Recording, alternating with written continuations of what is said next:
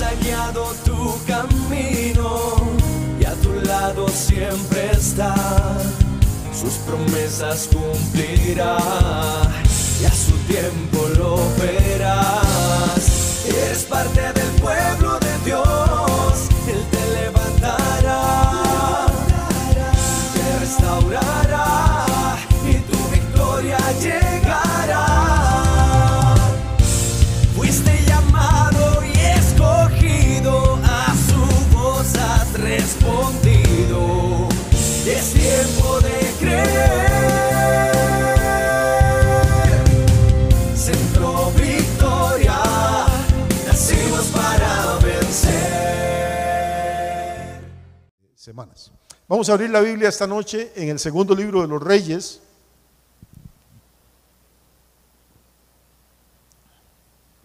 El segundo libro de los Reyes. Esta es una historia que yo creo que muchos conocen. Los que crecieron desde niños en alguna iglesia probablemente ya la han oído también. Está en el capítulo 5. Es una historia interesante porque nos permite adentrarnos un poquito en la mente del Señor. No sé si usted se ha enterado, pero Dios es un Dios extraño. No es el viejito ese que le pintaban a uno en las estampas. Estamos hablando de un Dios que es espíritu, de un Dios que es eterno, de un Dios que todo lo sabe, de un Dios que todo lo puede. O sea que ni siquiera podemos imaginarnos cómo funciona la mente del Señor. Lo único es que Él mismo nos advierte y nos dice que los pensamientos de Él no son como los de nosotros y que los caminos de Él no son como los nuestros, que como los cielos son más altos que la tierra, así la mente del Señor funciona a un nivel que para nosotros es extraño, que a veces es incomprensible. Y en esta historia, que es muy bonita y que es corta, vamos a aprender algunas cosas que nos podrían ayudar. Ya estamos ahí, segundo libro de los Reyes, capítulo 5, versículo 1. Dice que Naamán, general del ejército del rey de Siria, era varón grande delante de su señor y lo tenía en alta estima, porque por medio de él había dado Jehová salvación a Siria. Era este hombre valeroso en extremo, pero leproso. Y de Siria habían salido bandas armadas y habían llevado cautiva de la tierra de Israel a una muchacha, la cual servía a la mujer de Naamán. Y ésta dijo a su señora: si rogase mi señor al profeta que está en Samaria, él lo sanaría de su lepra. Entrando Naamán a su señor, le relató diciendo: así y así ha dicho una muchacha que es de la tierra de Israel. Y le dijo el rey de Siria: anda, ve, y yo enviaré cartas al rey de Israel. Salió pues él llevando consigo 10 talentos de plata y 6,000 piezas de oro y 10 mudas de vestidos. Tomó también cartas para el rey de Israel que decían así: cuando lleguen a ti estas cartas, sabe por ellas que yo envío a ti mi siervo Naamán para que lo sanes de su lepra. Vamos a leer hasta acá y luego continuamos con la historia. Repito, es muy interesante. Muy bien, primer personaje de esta historia, vamos a hablar de unos 4 personajes importantes. Primer personaje de esta historia entonces se llama Naamán. ¿Qué sabemos de Naamán? Según el texto que acabamos de leer. Ayúdenme, por favor.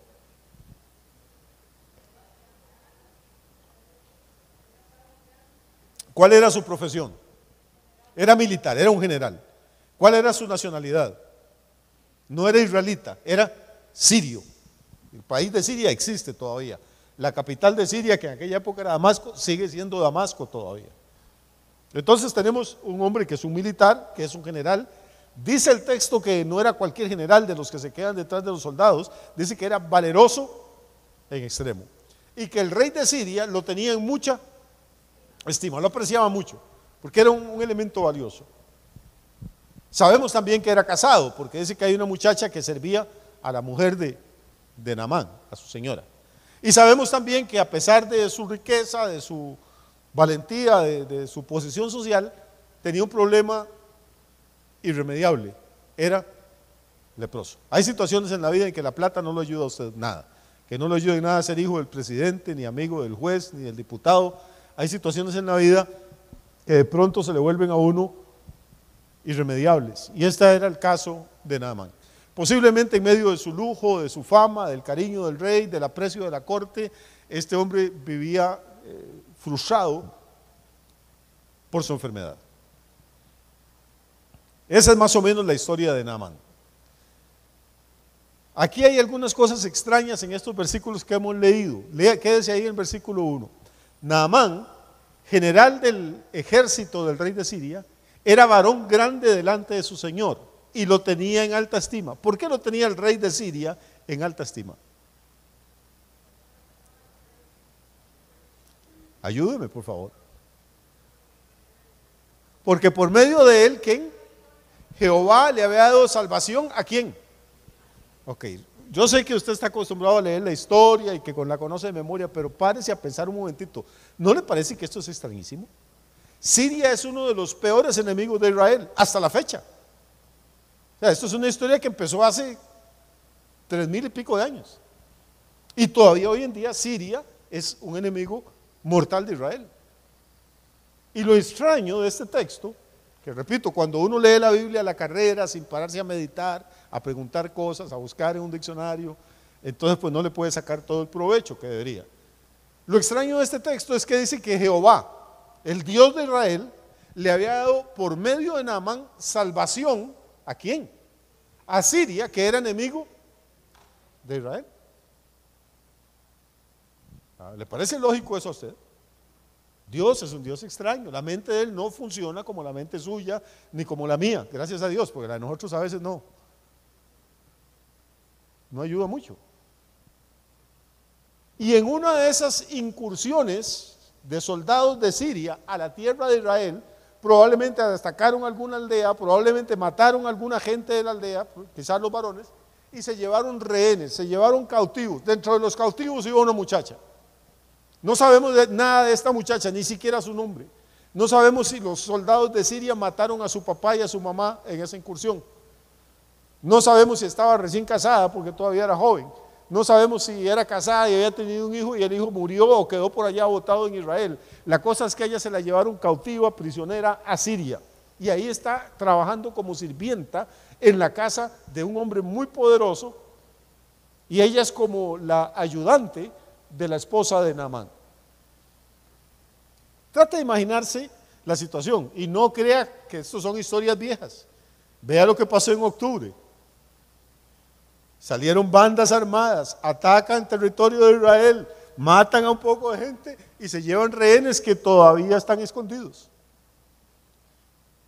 Es decir, cuando usted lee la Biblia y entiende lo que está leyendo, es como leer las noticias de cada día, hermano. Es una cosa real, es una cosa actual. No son problemas que va a resolver las Naciones Unidas, no es un problema que van a resolver los políticos, ni Petro en Colombia ahí haciendo sanciones, ni todo este montón de payasos. Son problemas que tienen una raíz espiritual y que se vienen dando desde hace, repito, siglos y milenios.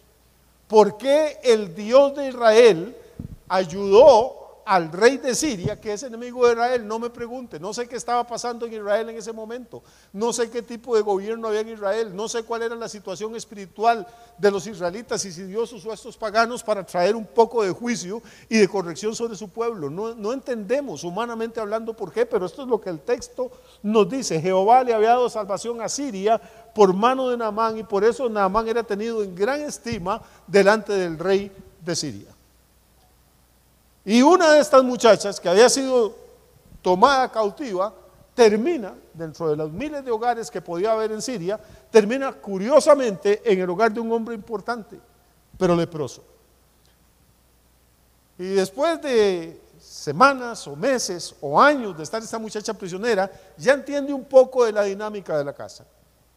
Quizá al principio no entiende nada, tienen otros dioses, tienen otra religión, tiene heridas emocionales. ¿Dónde estarán mis papás? ¿Cómo habrá quedado mis amigas, mis hermanos, mis hermanas? No sé nada, no hay teléfono, no hay noticias. Esa muchacha tiene una carga de problemas y tiene una carga de traumas por dentro que ni siquiera nos podemos imaginar. Pero con el paso del tiempo empieza a ver que en esa casa tan lujosa, en esa casa de un amo tan poderoso, también hay problemas, que hay tristeza, que no hay paz, que no hay felicidad, que en las manos, en la cara de este señor empiezan a aparecer llagas. y que la situación no mejora.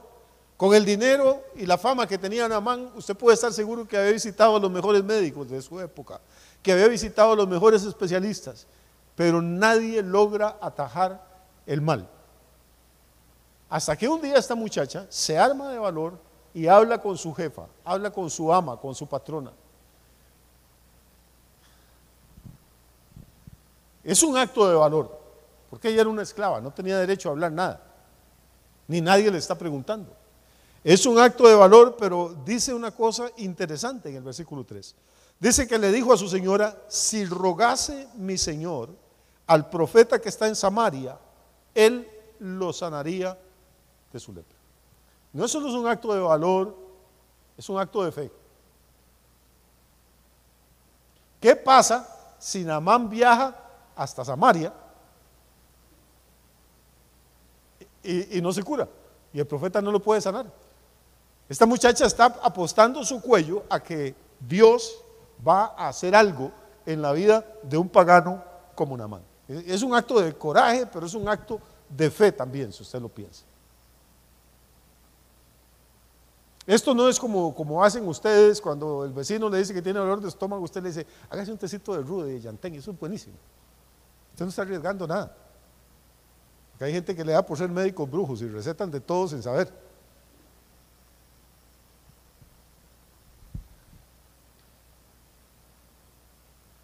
Y con ese mecanismo extraño que tienen las mujeres de comunicarse las noticias, esta muchacha jamás iba a traer a hablarle a Naamán, pero le habla a la esposa de Naamán. La esposa de Naamán le cuenta a Naamán lo que la empleada dice. Y Naamán, que vive probablemente en Damasco, en la capital, donde está el rey, va hasta el palacio. Y el versículo 4 dice que entrando Naamán a su señor, le relató diciendo: así y así ha dicho una muchacha que es de la tierra de Israel. O sea, le dice: rey, hay una oportunidad, hay un último cartucho, hay una última apuesta que podemos hacer. Una de mis esclavas, una de mis siervas o de las siervas de mi esposa le dijo esto a mi mujer, y mi mujer me lo contó a mí y yo te lo cuento a ti. Vea cómo va llegando la cadena, va llegando desde una esclava hasta el rey ahora. Y el rey, que ya sabemos que tiene mucha estima a Naamán y que lo aprecia, en el versículo 5, le dijo el rey de Siria: anda, ve, y yo enviaré cartas al rey de Israel. Ahora, cuando el rey de Siria, que en ese momento está dominando militarmente, cuando el rey de Siria le manda cartas al rey de Israel, ¿qué cree que hace el rey de Israel? Pues tiene que obedecer. Eso es como cuando, vamos a ver,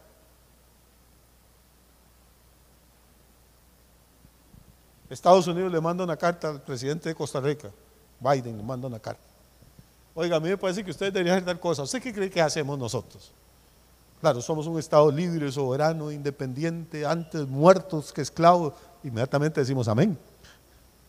Y tenemos que hacerlo porque ellos tienen el poder. El rey de Israel no tiene mucho espacio para maniobrar si el rey de Siria le está mandando cartas. Entonces, dice que, estoy en el versículo 5, yo voy a mandar cartas al rey de Israel. Salió Naamán entonces y llevaba algunas cositas para el viaje. Más o menos como cuando uno viaja. Dice que llevaba 10 talentos de plata. Es una unidad de peso, muchos kilos de plata. Y 6,000 piezas de oro y 10 mudas de vestidos. Puede estar seguro que eran vestidos lujosos. ¿Para qué lleva eso? Lo lleva como una ofrenda, como un regalo para el hombre que supuestamente lo va a sanar. Y se llevó también las cartas para el rey de Israel. Y las cartas decían así. Entonces, en este momento lo que usted va a leer es el texto de una carta que le envió un rey a otro rey hace 2600 años. ¿No le parece interesantísimo? No hay nada más lindo que leer cartas ajenas. Se entera uno de cada cosa. Bueno, pues aquí estamos chismeando de rey a rey. Dice, las cartas decían: cuando lleguen a ti estas cartas, sabe por ellas que yo envío a ti a mi siervo Naamán para que lo sanes de su lepra. Tenemos un problema de comprensión. Lo que había dicho la esclava es: si mi señor le rogara al profeta que está en Samaria, él lo sanaría. ¿Quién lo iba a sanar? El profeta. Pero ahora el rey de Siria pone en la carta que el que lo tiene que sanar es el rey de Israel. Vea lo que dice: sabe por ellas que yo envío a ti a mi siervo Naamán para que lo sanes de su lepra. No es si quiere, no es si puede, tiene que sanarlo. Y cuando el rey de Israel, dice el versículo 7, y vamos a avanzar un poquito, cuando el rey de Israel leyó las cartas, rasgó sus vestidos. ¿Qué quiere decir rasgó sus vestidos? En la Biblia, rasgarse el vestido es una señal de duelo. Todavía hoy en Israel, cuando muere alguien o usted lo invitan a un funeral o a un entierro, usted va estrenando traje, pero ese traje nuevo le costó $1,500, $2,000, con una tijera tiene que cortarle un pedacito, que se vea que está cortado para que sepan que usted está de duelo. Si llega con el vestido entero, es una falta de respeto. Pero en esa época no era con una tijera, era que se arrancaban la túnica diciendo: estoy de duelo, o sea, hay muerte cerca. ¿Por qué el rey de Israel, un rey, se va a romper las vestiduras? Bueno, porque la carta dice que él tiene que sanar al siervo del rey de Siria, Naamán. Cuando el rey de Israel leyó las cartas, rasgó sus vestiduras y dijo: soy yo Dios que mata y dé vida, para que éste envíe a mí a que sane un hombre de su lepra. Considerad ahora y ved cómo busca ocasión contra mí. ¿Qué es lo que pasa por la mente del rey de Israel? Lo que dice: esto es un pretexto del rey de Siria. Me manda a un general leproso, me ordena que lo sane, y yo no soy Dios para dar vida a alguien que ya está en proceso de morirse porque tiene lepra. Como no lo voy a poder sanar, entonces el rey de Siria va a tomar eso. Cuando Naamán vuelva leproso, el rey de Siria se va a enojar contra mí porque desobedecí su orden y me va a declarar la guerra. Lo que está buscando es un pretexto para atacarme. Todo esto es lo que está pasando por la mente del rey de Israel. Le dice a sus ministros, a sus consejeros: considerad ahora y ved cómo busca ocasión contra mí. ¿Estamos de acuerdo hasta aquí en lo que está pasando? Muy bien. Cuando Eliseo, el varón de Dios, oyó que el rey de Israel había rasgado sus vestidos, es que eso es un acontecimiento, hermano. Un rey no se rasga los vestidos cada día.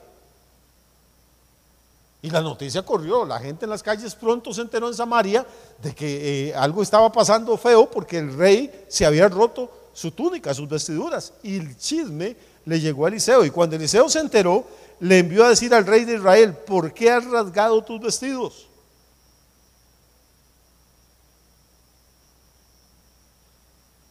Y ya le cuentan por qué los rasgó. Y entonces Eliseo dice algo, dice: venga ahora a mí, para que sepa que hay profeta en Israel. Este era un hombre que estaba consciente de quién era él, consciente de su ministerio. No duda por un momento, no dice: uy, y la lepra ¿cuántos años tiene ya? Está muy avanzado, está en la fase 1, la fase 3. No, hermano, no tiene ningún problema con eso. Él sabe quién es el Dios al que él le sirve, él sabe qué es lo que Dios lo llamó a hacer. Y entonces le dice al rey: no hay ninguna necesidad de que te angusties, ni que te rompa la ropa, ni que pongas en zozobra a todo el pueblo. Mándame ese hombre a mí, pásame el problema a mí, para que esta gente sepa que hay un profeta en Israel. Y vino Naamán con sus caballos y con su carro. Obviamente no iba a andar jalando 10 mudas de ropa y los talentos de plata y las miles de monedas de oro en un bolsito. El hombre andaba con un séquito, con guardaespaldas, con soldados, con caballería, con carros. Vino Naamán con sus caballos y con su carro y se paró a las puertas de la casa de Eliseo. Trate de imaginarse la escena: 50 o 100 caballos ahí relinchando, las ruedas del carro cargado, los soldados descabalgando, las armas entrechocando, sonando, todo ese escándalo afuera de la casa de Eliseo. ¿Qué hace usted si oye todo ese ruido frente a su casa? No le dé vergüenza, ¿qué hace? ¿Qué culpa tiene uno de ser vino? Primero que nada, corre en la cortina y se asoma: ¿qué es esta vaina? ¿Llegaría al OIJ o será que me van a asaltar? ¿O qué es lo que está pasando? Nunca había llegado semejante cantidad de personas y tropel de caballos a la casa del profeta. ¿Y sabe qué hace Eliseo? Ni siquiera se inmuta, hermano. Cuando oye todo ese escándalo, ni siquiera sale a la puerta, sino que envió a decirle: ve y lávate 7 veces en el Jordán, y tu carne se te restaurará y serás limpio. No sale a saludarlo. Estamos hablando no que llegó un vecino, hermano, a pedir un poco de azúcar prestada. Estamos hablando que llega un general famoso, protegido del rey de Siria, que llega con un escuadrón de gente ahí, y Eliseo, hermano, no le da ninguna pelota. Hoy en día tenemos ministros del evangelio, hermano, que se despezuñan. Si llega un diputado, si llega un ministro, si el alcalde, no saben dónde ponerlo y no saben dónde alzarlo, porque no tienen conciencia de quién son ellos. Si Dios lo llamó a usted a predicar el evangelio, dijo Charles Spurgeon una vez: no se rebaje a ser rey de Inglaterra. Usted tiene que saber quién es usted en Dios, quién es usted en Cristo. No se deje impresionar por cualquier persona, ni por títulos, ni por dinero, ni por ropa, ni por gente, hermano. La gente tiene que estar impresionada por el Dios que usted tiene, y no esté impresionado por las cosas que ellos tienen. Eliseo ni siquiera se molesta, manda un mensajero, no sale a preguntarle: oiga, ¿cómo está? ¿Cómo estuvo el viaje? ¿Ya comieron alguito? Háganle un pinto a los señores. No, vaya y se mete al río Jordán, y no se meta una vez, métase 7, y entonces usted va a ser limpio y su carne va a ser restaurada. Y Naamán no está acostumbrado a que lo traten así. Está acostumbrado a que la gente le rinda pleitesía, a que le den reverencia. Entonces, ¿qué hace? ¿Cómo reacciona Naamán cuando le dan ese mensaje? Naamán se fue, ¿qué? Se fue enojado. Ahora, si yo me enojo, es peligroso que me dé un infarto. Pero si se enoja un general que anda con sus soldados y sus guardaespaldas, la cosa sí es peligrosa. Es peligrosa para los demás. Este hombre se va enojado diciendo: he aquí, yo decía para mí, o sea, yo pensaba, saldrá él luego y estando en pie invocará el nombre de Jehová su Dios. Note, de Jehová su Dios, no dice Naamán de Jehová mi Dios. O sea, Jehová, ni siquiera Naamán creía en el Dios de Israel. Era el Dios de Eliseo, pero no el Dios de Naamán. Invocará el nombre de Jehová su Dios y alzará su mano y tocará el lugar y sanará la lepra. Este señor, en su viaje desde el palacio del rey de Israel hasta la casa de Eliseo, se había hecho un cuadro mental de lo que iba a ocurrir. El profeta va a salir y estando en pie, ya no de rodillas ni sentado, ya se lo imaginó de pie, va a invocar el nombre de Jehová su Dios y va a alzar su mano y me va a tocar el lugar donde están las llagas de la lepra y él la va a sanar. Y resulta que cuando llega no ocurre nada de eso. Ni Eliseo sale, ni está de pie, ni Eliseo ora, ni invoca el nombre del Señor, ni levanta la mano, ni siquiera le toca la cara, ni lo ve. Y lo que le manda es un mensajero, un simple mensajero, para decirle que se vaya a meter al río Jordán. Y esto provoca la ira de Naamán. Tenemos un problema aquí, hermano. Y el problema de Naamán es el mismo que usted y yo tenemos. Queremos decirle a Dios cómo tiene que hacer las cosas. ¿Cómo es que nos va a sanar? ¿Cómo es que se va a convertir nuestra familia? ¿Cómo es que nos va a prosperar? ¿Cómo es que vamos? Creemos que Dios va a funcionar con los patrones mentales de nosotros. No sé si me estoy explicando.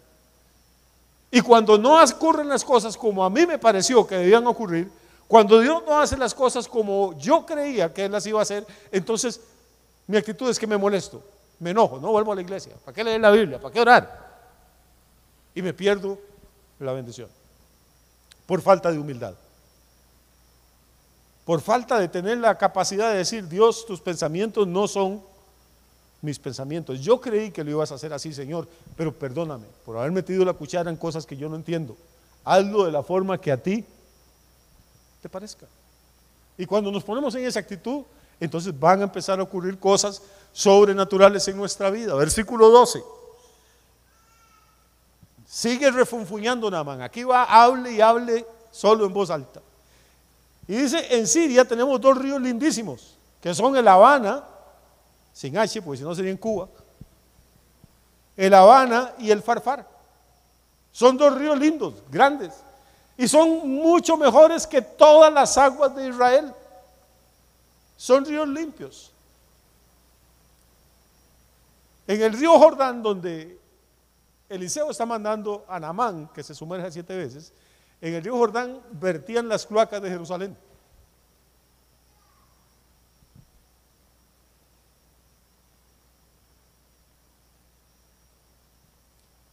Y Naamán era partidario de la conservación ambiental, cuidaban el medio ambiente.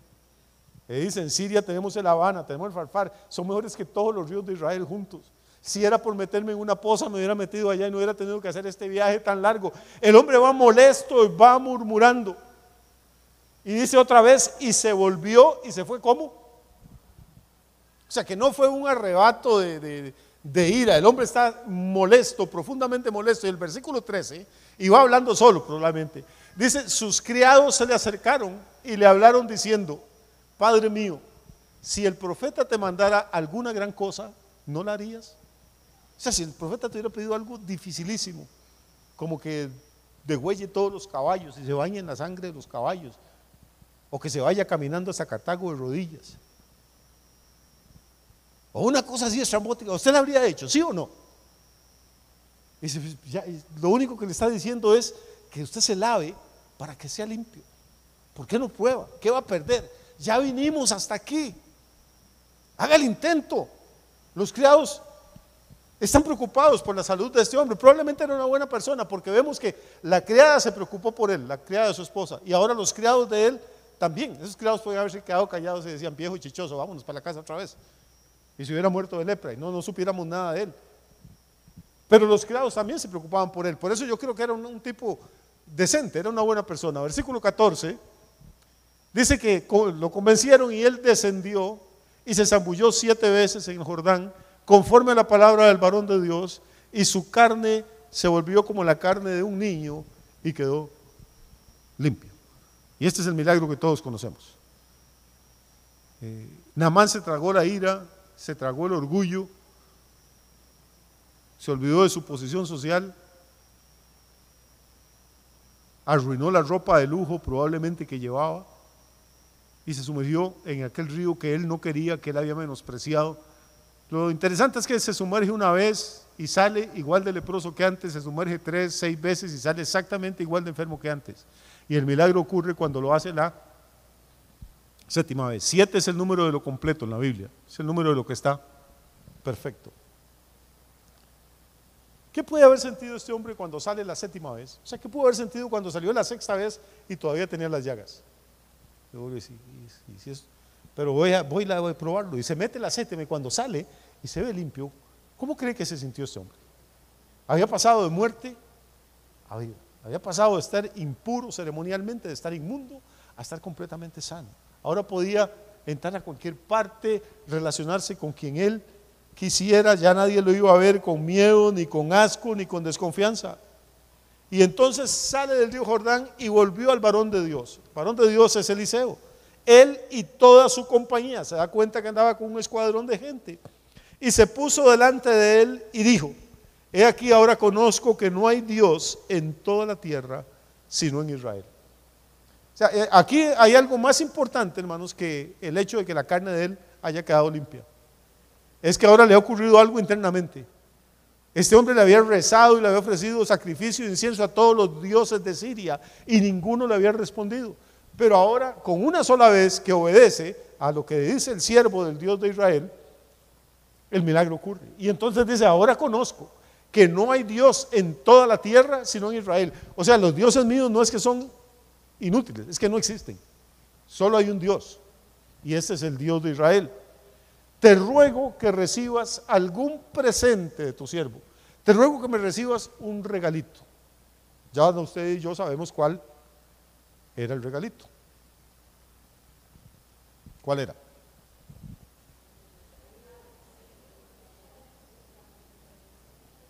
Unos cuantos quintales de plata, unas 6,000 monedas de oro, 10 mudadas de ropa nueva y probablemente lujosa. Mas él dijo, este es Eliseo ahora, mas él dijo, vive Jehová en cuya presencia estoy, que no lo aceptaré.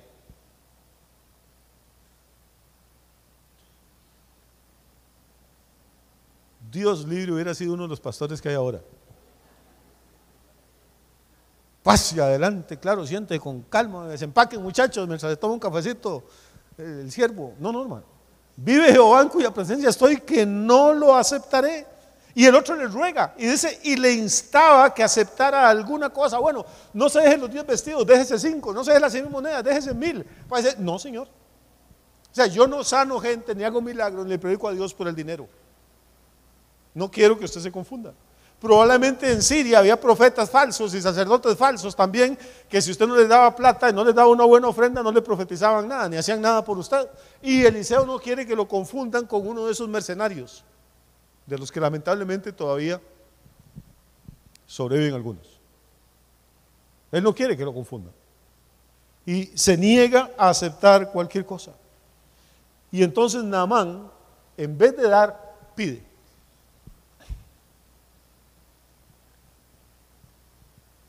Vea cómo cambian las cosas. ¿Cómo le habla ahora Naamán a Eliseo? ¿Cuáles son las 2 primeras palabras que le dice? Te ruego. El hombre poderoso, el que no está acostumbrado a rogarle a nadie, el hombre que hace media hora estaba con un ataque de furia que quería estrangular al pobre Eliseo, ahora está humilde, manso, está rogando. Se da cuenta que este hombre no es un poco de carne y huesos nada más, que hay una unción, hay una gloria, hay una presencia de Dios en la vida de ese hombre que puede hacer cosas extraordinarias. Y le dice, te ruego entonces, ya que no me vas a recibir nada, que me des de esta tierra para cargar un par de mulas. La tierra ahí del patio donde estaba Eliseo.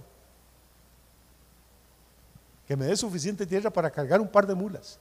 Porque de aquí en adelante tu siervo no sacrificará holocausto, ni ofrecerá sacrificio a otros dioses, sino a Jehová. ¿Para qué quiere tierra del patio donde Eliseo, hermano? Para llegar a su país y hacer un altar.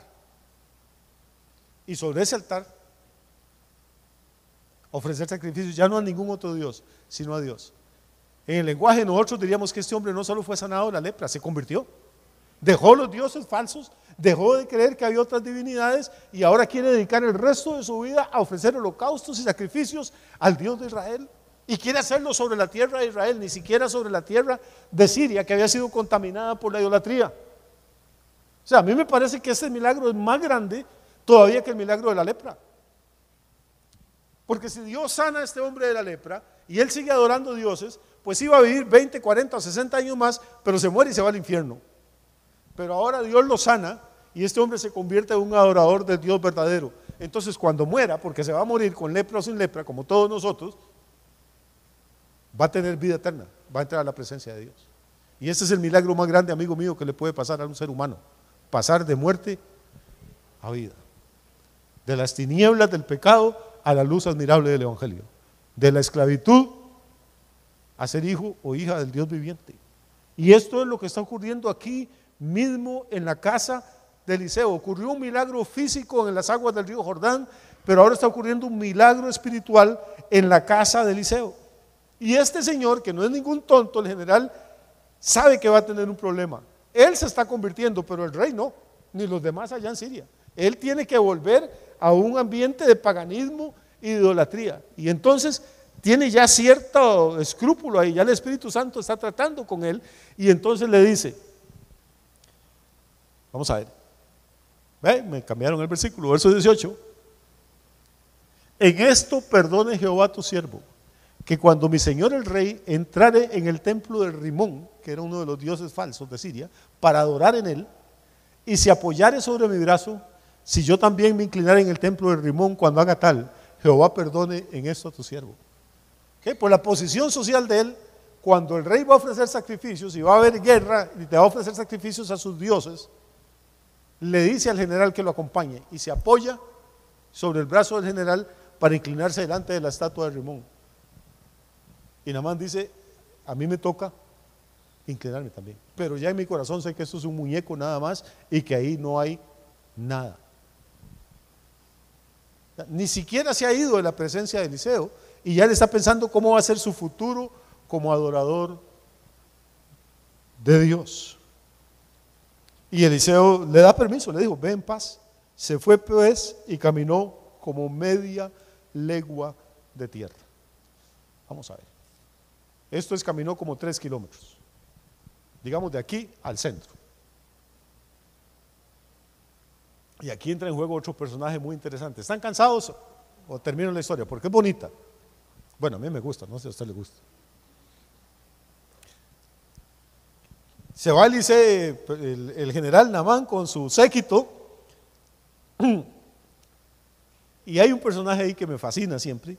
Versículo 20. Entonces Giesi, criado de Eliseo, el varón de Dios, dijo entre sí, o sea, pensó, he aquí, mi señor acaba de meter la pata. Le estorbó a este hombre. Dice, Eliseo le estorbó a este sirio Naamán. Vea que no hay ningún respeto. Este sirio Naamán, ni siquiera el general Naamán. Este es un criado, pero es un igualado. Él cree que todos están al mismo nivel de él. Probablemente tico. Este sirio Naamán, ni siquiera el general, el favorito del rey, no, este sirio Naamán. Y quería darnos plata, quería bendecirnos. Nosotros aquí en esta estrechez. Y este hombre viene forrado y quiere dejarnos todo lo que trae a nosotros. Y mi señor le estorba. Cometió un error Eliseo. Dice, no tomando de su mano las cosas que había traído. Vive Jehová que correré yo tras él. Son 3 kilómetros y yo nada más todavía lo alcanzo. Yo voy a correr tras él y tomaré alguna cosa. Alguito agarro, si no todo. Verso 21. Y siguió Giesi a Naamán. Y cuando vio a Naamán que venía corriendo tras él, se bajó del carro para recibirle. Y le dijo, ¿va todo bien? ¿Pura vida? Y él dijo, bien, mi señor. Muy bien, gracias a Dios estamos muy bien. Pero mi señor me envía a decirte, o sea, Eliseo me envía a decirte, he aquí vinieron a mí en esta hora del monte de Efraín 2 jóvenes de los hijos de los profetas. Te ruego que les des un talento de plata y 2. Hermano, este Giesi es un artista. Vea todo el cuento que se está inventando. Me manda Eliseo no lo ha mandado. Se inventa una historia de por qué. Porque el rey, obviamente Naamán va a decir, pero Eliseo me dijo que no, y por qué ahora me manda a decir que sí. Bueno, porque mientras usted se venía en estos 3 kilómetros, le llegaron 2 muchachos, hijos de los profetas, con la ropita hecha un asco, sin nada para comer. Y entonces dice Eliseo que le puede mandar un talentico de plata y 2 mudadas de vestidos nuevos para esos muchachos. ¿Usted cree que algo de eso iba a llegar a la mano de Eliseo alguna vez? Para empezar, los muchachos no existían. Y él sabía que si Eliseo se daba cuenta iba a estar en problemas. Entonces, versículo 23, dijo Naamán, te ruego que tomes 2 talentos. Bueno, ya que son 2 muchachos, mandémosle uno a cada uno. Y tomó 2 talentos y los ató, los puso en bolsas, y 2 vestidos nuevos, y lo puso todo a cuestas a 2 de sus criados. Es que, hermano, un talento de plata no se lo echaba usted al bolsillo, son kilos de plata. Y entonces agarra a 2 criados como mulas de carga, le mete un saco a cada uno encima, con un talento de plata y un vestido nuevo para los 2 muchachos, hijos de los profetas. Y así que llegó a un lugar secreto, él lo tomó de mano de ellos y lo guardó en la casa, y luego mandó a los hombres que se fuesen. ¿A dónde los llevó? A un lugar secreto, hermano. Este Giesi sabe perfectamente lo que está haciendo.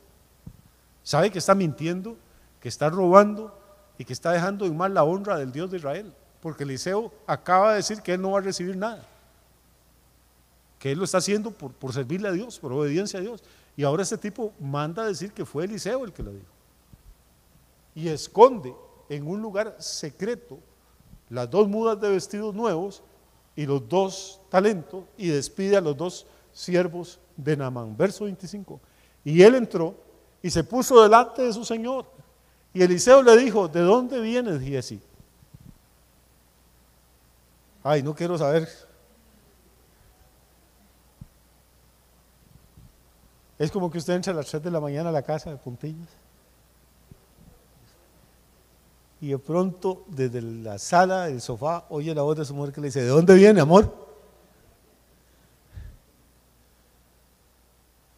Y usted dice, tu siervo no ha ido a ninguna parte. Ya le van a creer, hermano. Eso es lo que dice Giesi. Dice, no, yo como de dónde, yo no he ido a ninguna parte. Viene bañado en sudor el sinvergüenza, corrió 3 kilómetros para alcanzar al otro y luego tuvo que volverse 3 kilómetros hasta el lugar secreto y de ahí ir a la casa. Y él le dijo, tu siervo no ha ido a ninguna parte. Y verso 26, él entonces le dijo, Eliseo, y aquí estos, dice, ¿no estaba también allí mi corazón cuando el hombre volvió de su carro a recibirte? O sea, yo me quedé aquí en la casa, pero el Espíritu Santo me mostró y vi cuando Naamán se bajó del carro y se devolvió para recibirlo.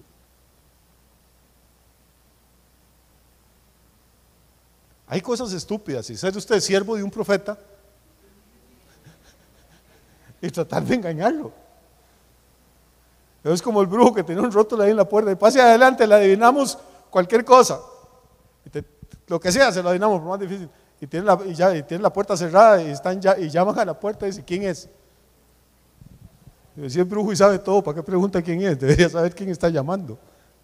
Es que ser siervo de un tipo como Eliseo y tratar de engañarlo, tratar de meterle un gol a Eliseo y decirle no vengo de ninguna parte, y Eliseo le dice mi corazón estaba allá cuando él se volvió de su carro a recibirte, y le pregunta, ¿es tiempo de tomar plata y de tomar vestidos, olivares, viñas, ovejas, bueyes, siervos y siervas? Por tanto, la lepra de Naamán se te pegará a ti y a tu descendencia para siempre. Y salió de delante de él leproso, blanco como la nieve. Varias veces le he dicho que algún día vamos a hacer un estudio de Giesi, porque es muy interesante. Pues el tipo era avaro, ambicioso, mentiroso, manipulador. Pero lo peor de todo es que no sabía discernir en qué tiempo estaban viviendo. Eran tiempos muy peligrosos. No es que Eliseo era un hombre perfecto, es que ese no era el momento para empezar a pensar en acumular capitales ni hacerse rico. Era el tiempo para dedicarse con toda su fuerza, con toda su energía, a servirle al Señor y aclarar las cosas. Y hoy en día en las iglesias tenemos los mismos problemas, hermano. Tenemos gente que no se da cuenta que la venida de Cristo está más cerca de lo que creemos. Tenemos gente que no se da cuenta que las profecías de la Escritura se están cumpliendo todos los días y que todavía siguen emperrados en hacer millones y en hacer tesoros y en ser famosos y en echar novios y novias, sin darse cuenta de que el tiempo en estos momentos está más bien indicándonos que debíamos consagrarnos a Dios como nunca antes, ponernos en serio con el Señor como nunca antes nos habíamos puesto y aprovechar hasta el último momento que tenemos para golpear las puertas del infierno. Termino mi historia esta noche porque tiene un final triste. Porque el pecado de Giesi no solo lo afectó a él, afectó a su descendencia. Y esto es cosa extraña porque la lepra no es una enfermedad hereditaria.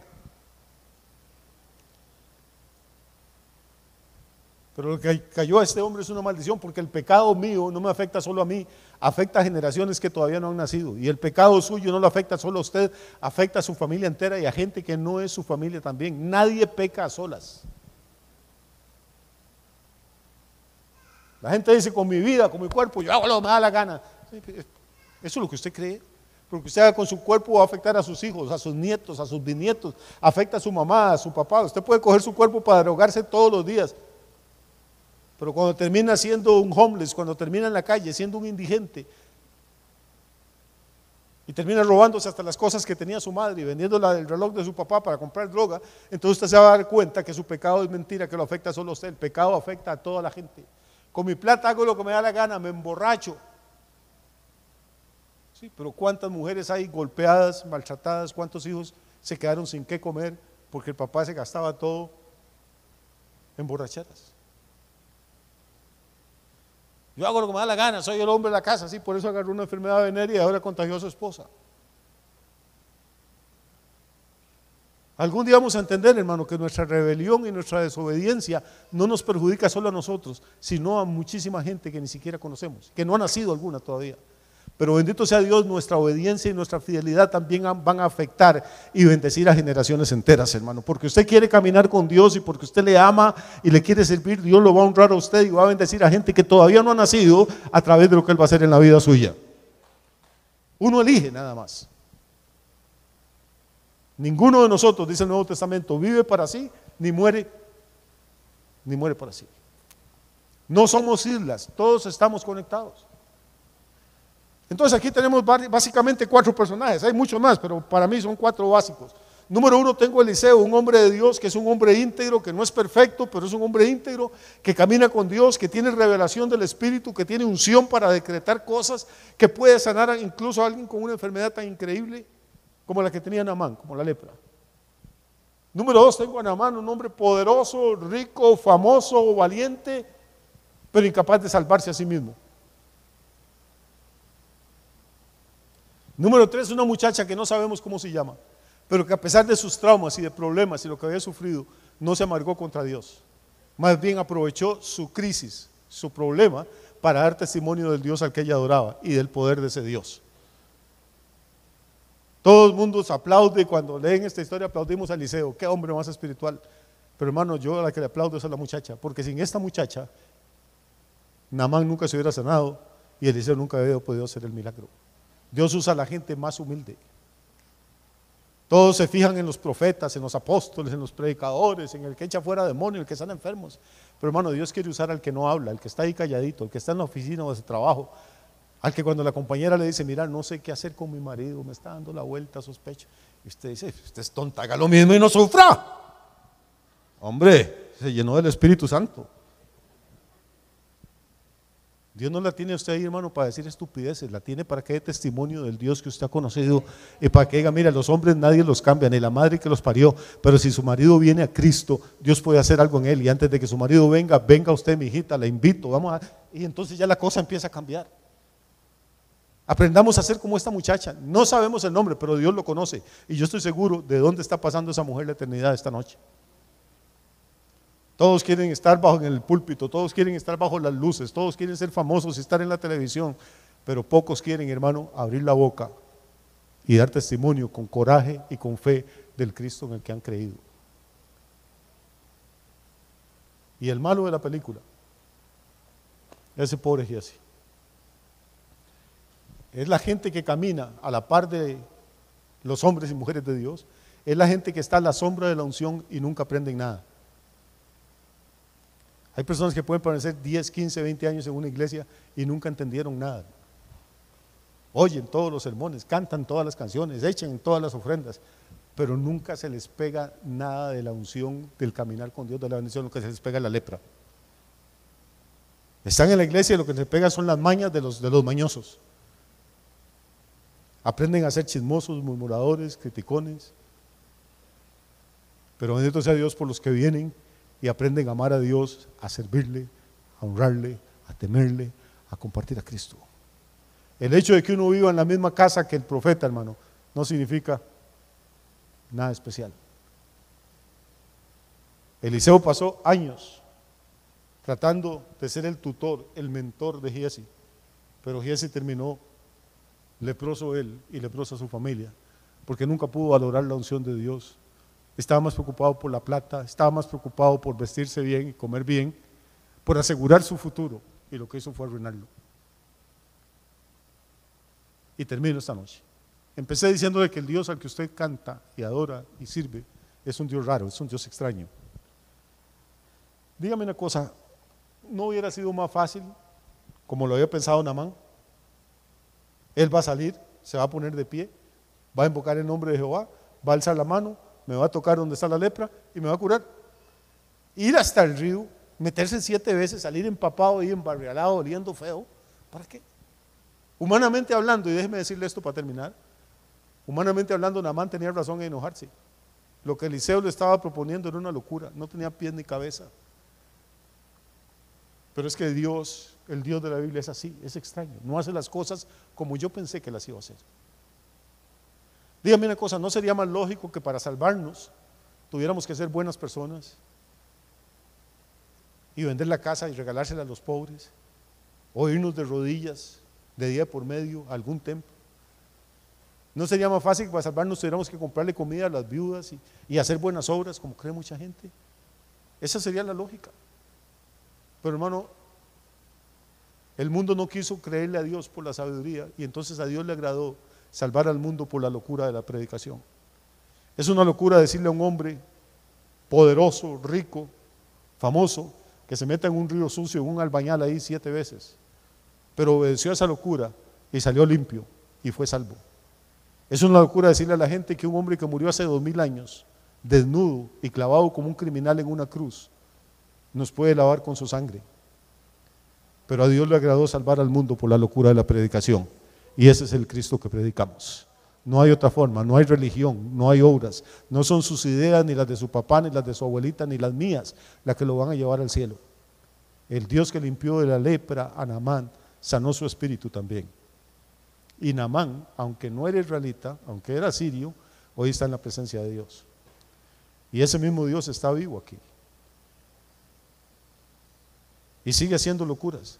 Sigue sanando a gente que nosotros pensamos que no debería sanar. Sigue salvando a los pecadores más empedernidos, pero siempre lo hace de la misma manera. No como nosotros creemos, no como nos enseñaron, sino como Él dice, a través de la sangre del Cordero. Así que aunque a usted le parezca una mentira que con solo arrepentirse de su pasado y entregarle su corazón a Cristo va a tener vida eterna,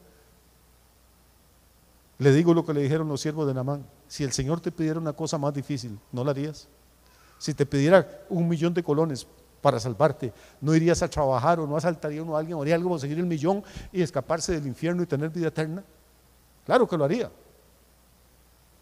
Pero Dios no le pide eso. No quiere ni tu plata, ni tus vestidos, ni tu religión, ni tus obras. Lo único que te pide es tu obediencia.